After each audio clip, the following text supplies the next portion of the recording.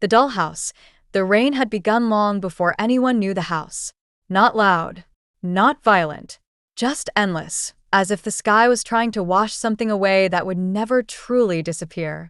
Long before Lila, long before Elena, there had been nothing on that ground, only soil, dark, silent, until something was found. The first beginning in 1968, a man named Arthur Vermeer worked as a woodworker. He was skilled, quiet, precise. But after his wife died, something in him changed.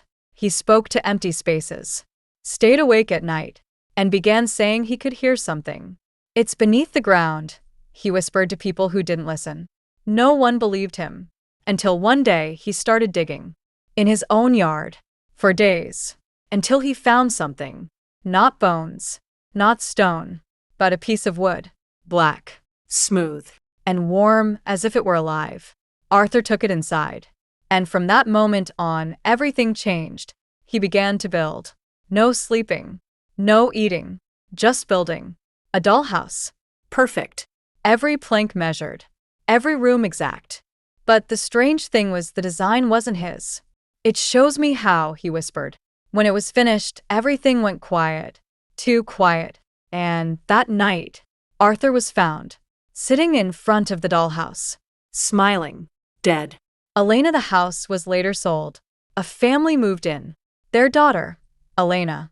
She was given the dollhouse. No one knew where it came from. It was just there, as if it had never left. From the very first night it began. Small changes. A chair slightly moved. A door left open. And then she saw herself. Inside it. Small. Moving. Alive. Her mother became ill. Slowly. Her father changed. Like always. The house learned.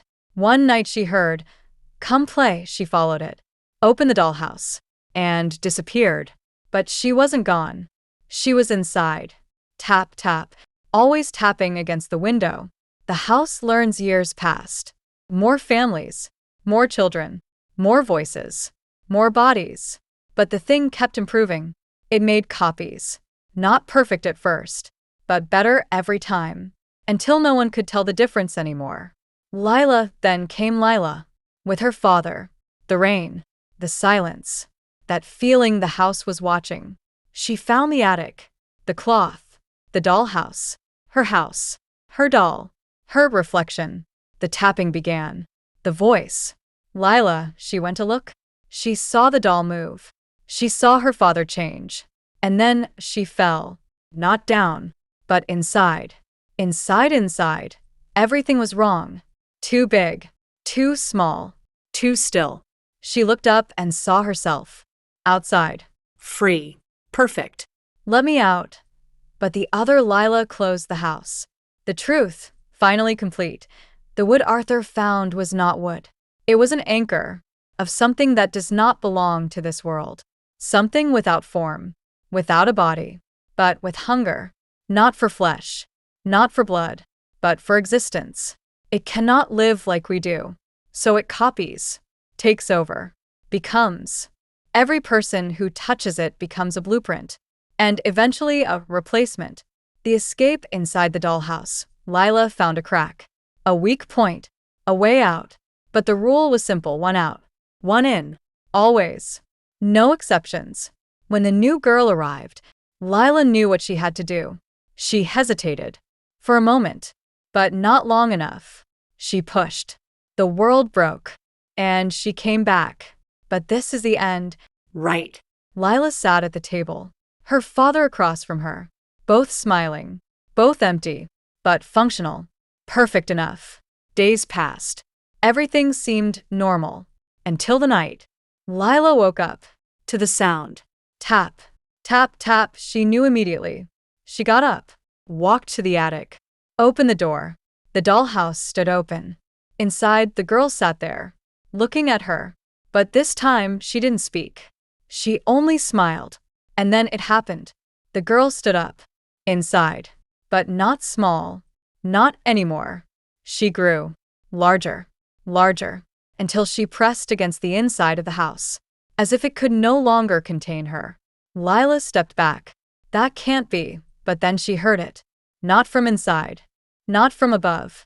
But everywhere at once. You thought you escaped, the walls breathed.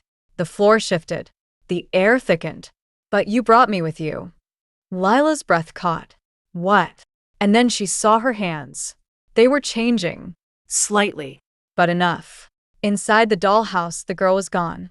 Lila turned and saw her father, looking at her. For the first time, truly. Panic. Real panic. Lila, what have you done? Too late. Lila smiled. But it wasn't her smile. Final ending months later. The house stood empty. The windows dark. The door closed. People say no one stays there long.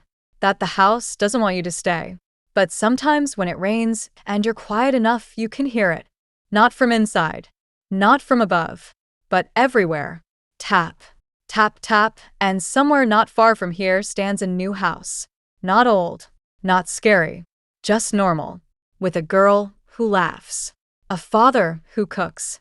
And in the attic, a small, perfect dollhouse. Waiting for someone to open it. And this time, it won't stop at one house.